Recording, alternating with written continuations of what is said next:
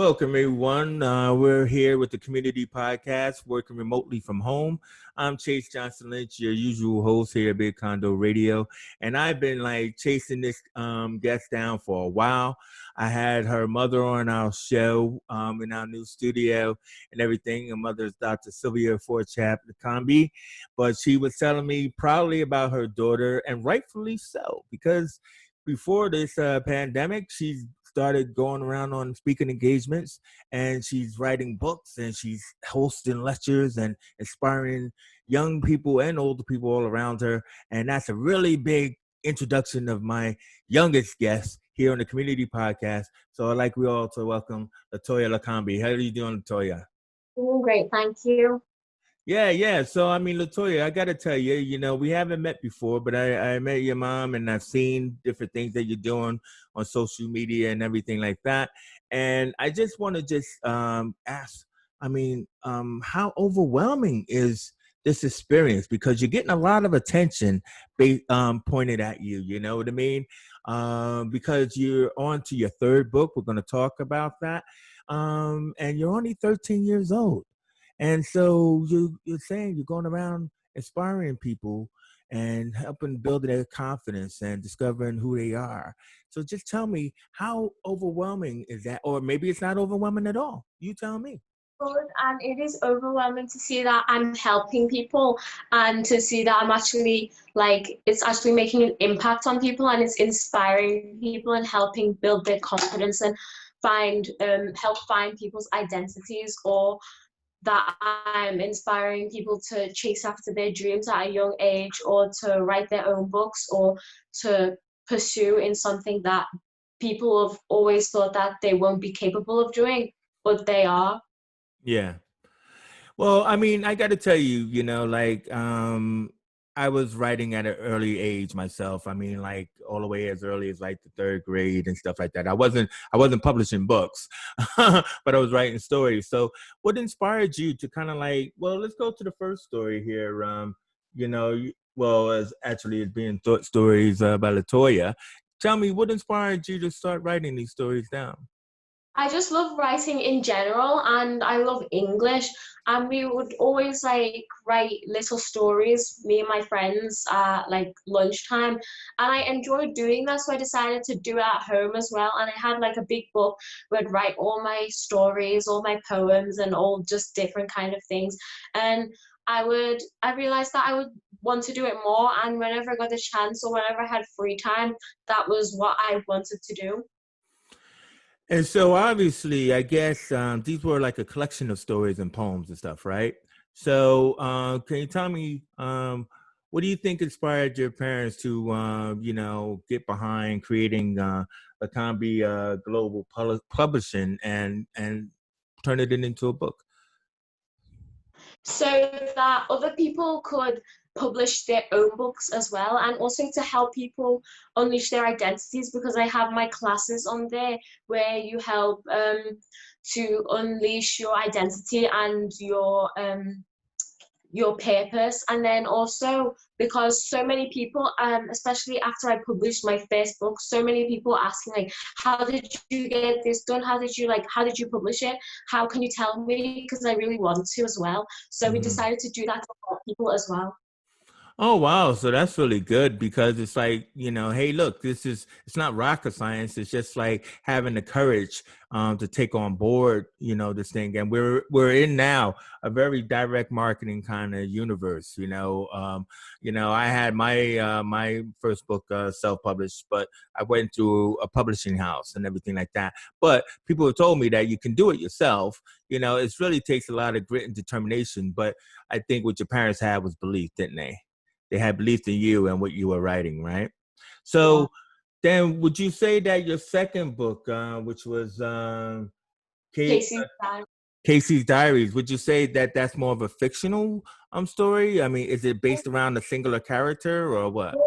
Both fictional, but basically in my first book, Short Stories, there was one of the main characters called Casey, and she was really, that's where it came from, and she was really confident, and she was really popular because people loved her confidence, and they loved the way that she didn't care about others' opinions, and she had loads of friends for that.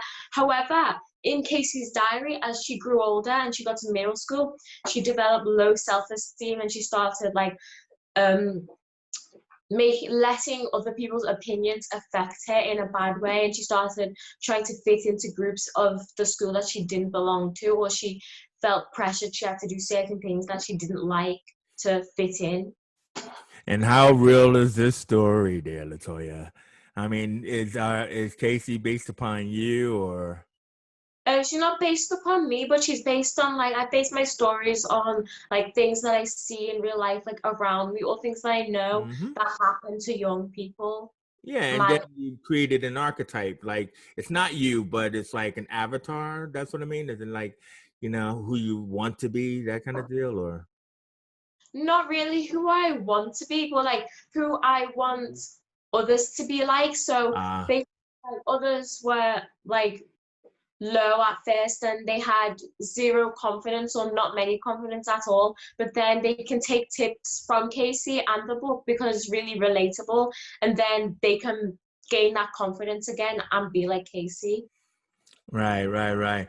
And I mean, like, so obviously, if Casey came from the first collection of short stories and to the point where you felt that she needed to spearhead the title of this book, like, can you describe for us, like, who she is, like the character?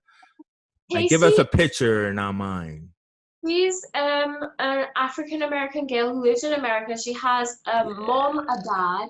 She has a bigger sister and a younger sister, and she has a group of friends that she's been with ever since I can remember, which was ever since my first book. So they're like a really like good, close a bunch of friends, Yeah. and she she likes reading and writing like I do. She also Mm. has a passion for art and is very strong, and you can see that throughout the book as she likes drawing, and obviously because my second book is a diary, you can tell she likes to write because she writes And a she lot in has an imagination, right? class. Wow.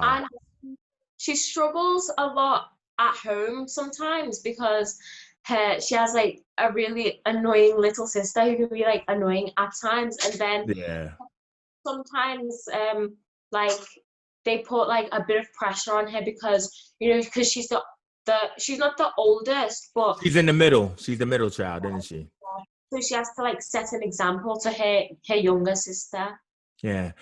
I mean, it sounds fantastic, because like in a family unit and dynamics, the middle child is always kind of like, someone to zero in on because she's not the oldest, she's not the youngest, she's just in the middle. So she kind of like is a little bit lost in the sauce. And I love the group of friends because I mean I grew up on the Little Rascals, and I believe in like, your friends is your family and everything. But I like it how Casey has a good family unit.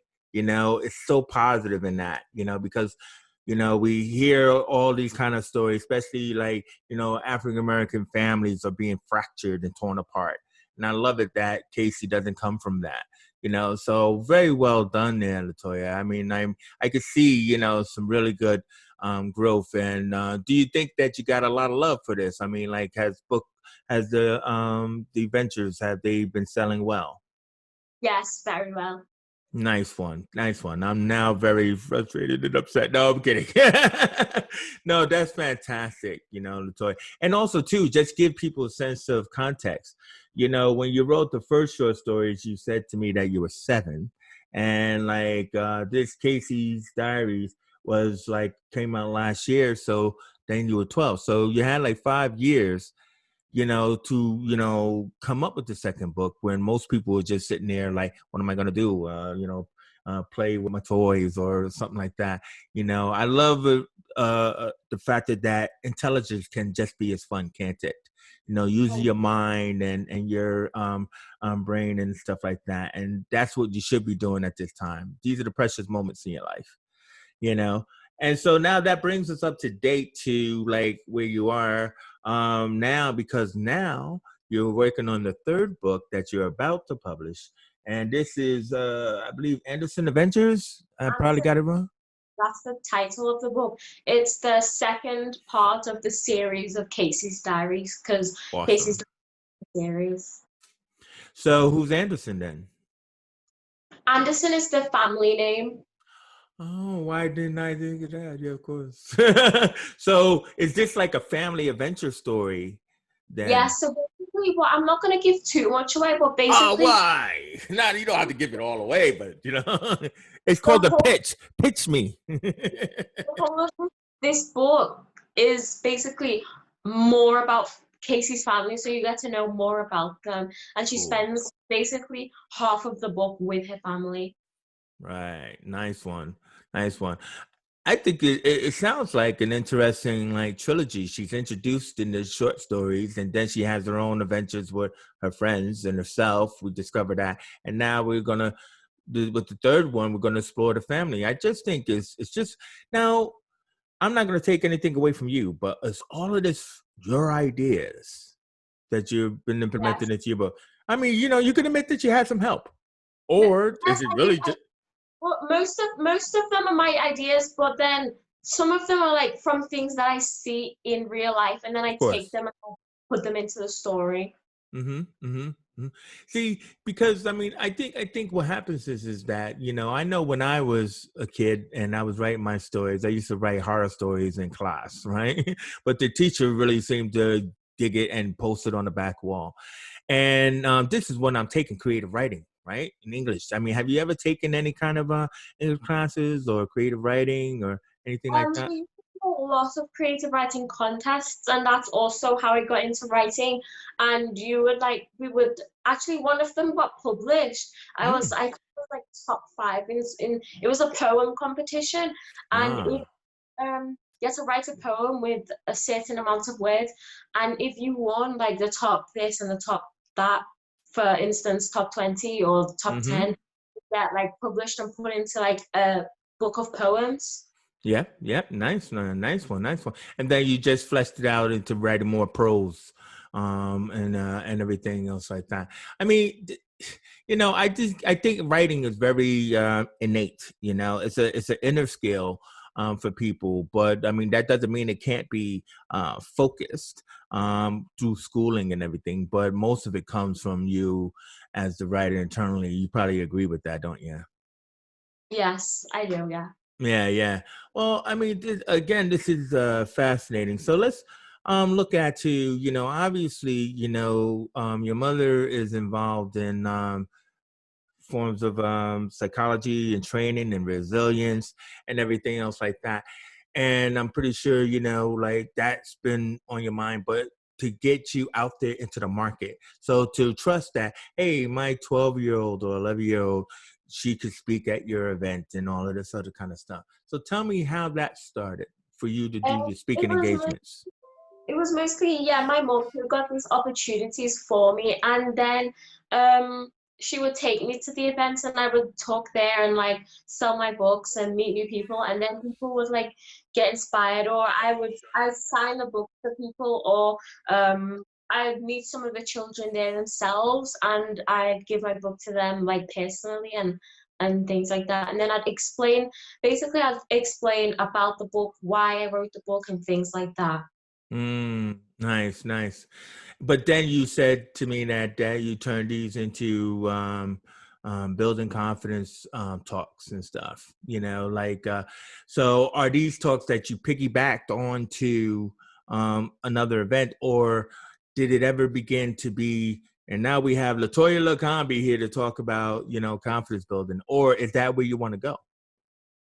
It was the key message in all of them was confidence building. And of course, I spoke about my book, but that's because one of the main keys in both my books is confidence. So Mm. basically, that's pretty much what I talked about the most when I went around to places. Yeah, but no, but I'm just trying to say it. So do you want to continue doing that? I know did ask you, of course, you want to go off to college and university and everything. But do you want to actually, go and do more speaking engagements as yourself, as Latoya Lakambi, you Yes, know? I do. I do, because at first I wasn't really like taking it serious, but then I saw that people are touched by it and people are inspired Hmm. by it. I like doing that, and I like helping people. Yeah. So I'll continue. No, I agree. I just feel that, like, as I said to you in our show notes, is that, I feel, in the biblical adage of "and lo, a child shall lead them." I feel that, we need to hear more from young people, and especially young people like yourselves, who, are motivated and confident and have something to say and everything. And I do hope that you do pursue that, as far as like doing more engagement, because you already said that you've been invited to talk at schools and all that other kind of stuff, right? I mean, Yeah. like, did you actually speak at your own school? That must Um, be weird. I did talk about my book to people in my own school, and I explained a lot about it, and people wanted to know. But it wasn't like there was an event at my school that I actually like spoke to a bunch of like a crowd of people. Mm, yeah, no, no, no, and because also too is now I think you're involved in homeschooling and stuff as well. Which is a different thing entirely. I mean, like, did the homeschooling come about because of the pandemic, or were you Yeah. already doing homeschooling? No, homeschool came around because of pandemic. Yeah, coronavirus. Wow, wow. It's a big stopgap for a lot of people. So let's kind of like go there for a second. As a young person, being stuck in the house, I know your mother does her own little workout routines online and everything. How has it been for you? Because this is probably like about 3 to 4 months in, and you also have your siblings as well. How has someone with an active mind like yours, how has it been on lockdown? I like it, but it can be hard. Like the fact that you don't get to see your friends or you can't go out and you're just Yeah. day. And I have things to do like school, and I still call my friends and talk to them, but it's like it's just not the same as obviously being there with them Mhm. right then. I also like miss going out with my friends and things like that, or going to speak to people Yeah. as like I like going around to different events and things to talk to people, Yeah. and I enjoyed that a lot. But then it also gives me a lot of time to write more and focus on things that I have to do without getting distracted, because there's not really many distractions when you're stuck at home as much as when you're free to go out and things like that. Yeah, there's only so much Netflix and Disney Plus you can watch, isn't it? You know what I mean? So it's like yeah, I mean, I had taken this lockdown time to write. So I definitely agree with that. So as I said to you, like, you probably have thoughts or things and opinions about things. So let me go down this road. We've seen all the horrible stuff that's been going on in America and everything. But then the beauty, or the diamond in the rough, really has been the rise of Black Lives Matter as a movement. Not just a movement that was simply in small places, but now it's all over America. People have been marching in all 50 states. Did you know that? All 50 states, and then to the point where it bled over across the pond, and people were marching here and setting up protests and stuff. For you, you would know, except for probably in books, about this civil rights movement of the 60s. So, but this is huge, and I'm really curious from your perspective. What do you think about the idea of marching and protesting and all of that in the Black Lives Movement? Talk. I'm really happy to see that people are raising awareness and people are taking this into consideration. And I'm really, really happy to see that like people are using their voice, as especially if you have like you're a person with a huge platform and who's well known. I'm glad that like they're using that opportunity to spread awareness and not just post things about it, but to take action as well. Mm-hmm. Mm-hmm. So I mean, because like it is a powerful tool to be able to do this, but like how important is it to you from your perspective though? I think it is really important, especially because I'm Black myself, and that I think that basically when it comes to our skin color, like our skin color isn't what defines us. It isn't the person who we are. So we Mm. shouldn't be judged by our skin color, but by our actions. And I think that obviously the world is unfair, and obviously everything's not perfect. But I think that it's really such a good thing that people are actually taking this seriously, and people aren't just staying quiet, and people are making a change. And do you find that young people are actually having the conversation? I mean, because what we've been doing here on our channel here, the community podcast, is we've been hosting a series of conversations. So we've been talking to groups of men, groups of women, groups of young people.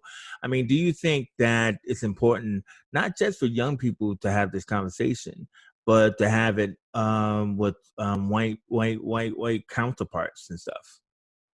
Yes, I think it is very important, because then again, it raises awareness, and it makes people think, it makes people question, like, this is what's going on in the world, and like we have to put a stop to it, and that we can't just sit here and stay quiet. Like, it's a good thing. It's really good that people are bringing it up more.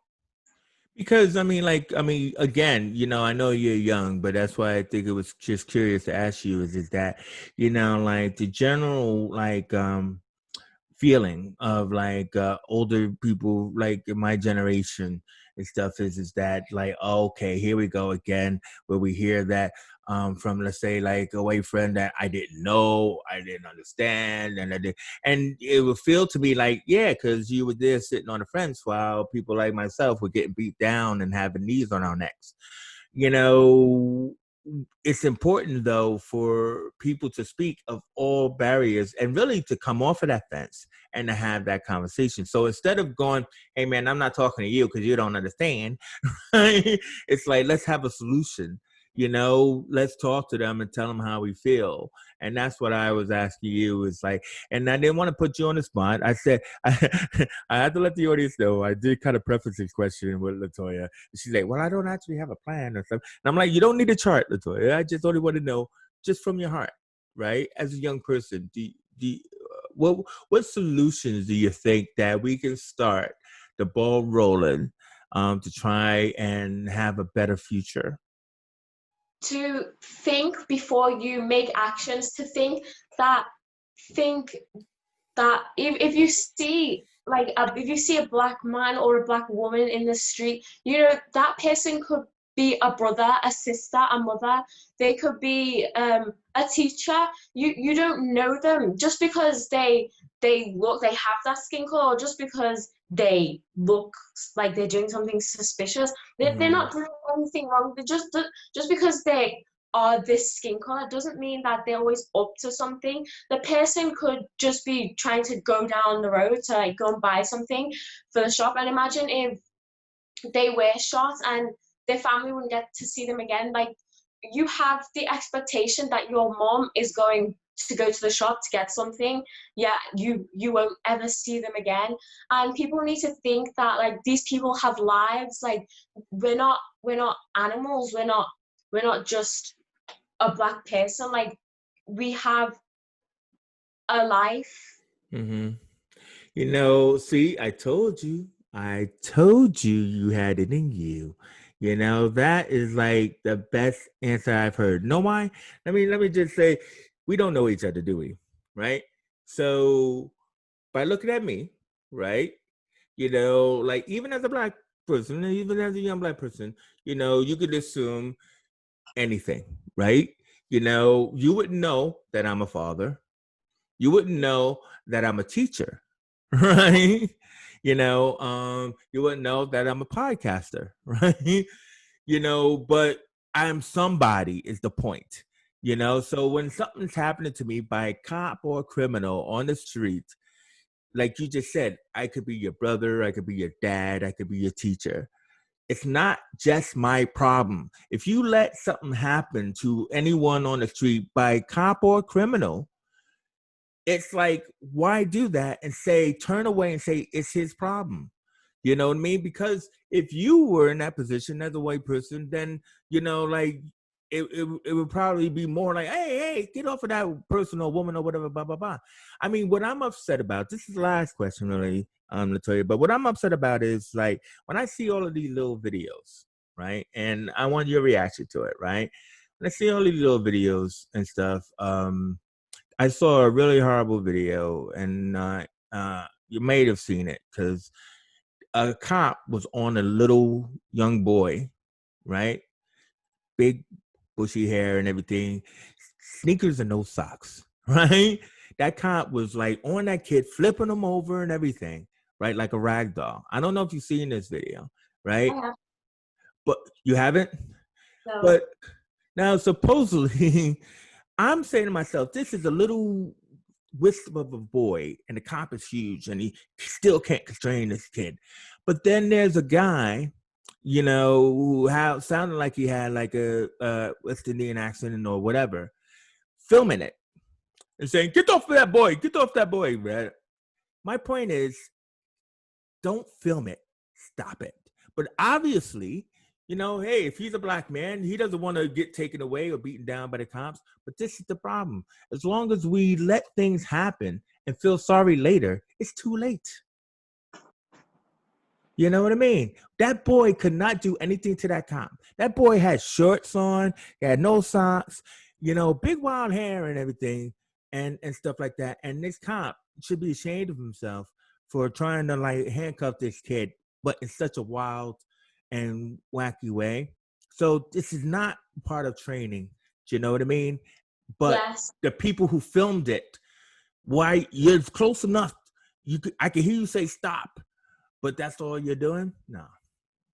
What do you think about these videos? I heard like there was a saying, and it was like loads of people are saying what happened to George Floyd was a wake-up call, but to be Mm-hmm. honest, it really wasn't, because this has been going on for ages and ages, and you've just been letting it like run past, like That's a bit exactly like right. an alarm clock, but then you keep putting on snooze. That's the thing that bothers me. It's like wake up call. What? You've been sleeping all your life, But it's like, but then also too is to feel like, what can I do now? What can I do now? It's like, I'm like, I'll try and explain this to you, but it's like, what do you mean? What can you do now? It's the point is this has always been going on. It's like Will Smith said it himself. There's always been racism. It's just now we have phones. So now we have people filming it, right? And everything. But this is why I'm thinking that like it's great that we're being joined by all people of all nationalities to make it a human issue. So, and everything like that. But I just wanted to hear from you on that there, Latoya, because I just think it's wild. And that video hasn't been taken down, so it is still on the internet somewhere. But either way is back to happy thoughts. Your new book is about to be published. Can you tell us like when is the Anderson Adventure going to be available, and how can people retrieve this latest copy? I'm hoping that it's published around July or August, at least the latest. And you can buy it on Amazon from our site, which is www.global likambiglobalpublishing.com. And I also have the link in my bio for on my Instagram bio, which is just Latoya Likambi. And you can also buy them from me personally and my mom, and I will give you a signed copy. Or if we have any events that I'm attending in the future, I'll let everybody know, and you can come and buy my books from there. Wow. So let me just clarify. So when the show airs, right, we have a chat roll and everything. So I will encourage you, Latoya, to like when the show comes out, you just write in the chat roll, put the link, the bio, that kind of stuff and everything. Continue to, like share how people can find your book and everything. And also, because people will say, hey, share more of what there is to share about Latoya. I'm just really pleased to finally have you on my show, and I can't wait for this thing to get out there. And all I say to everyone, you got to share. But either way, is let's get you out there. You know what I mean? Because this has really been a real pleasurable conversation. Thank you. All right, so I would like to just thank Latoya Likambi for joining me here on the community podcast here at Big Condo Radio. You can find us on Facebook, but we also have a YouTube channel as well and everything. But please, let's continue the conversation, shall we? So until then, we're out of there.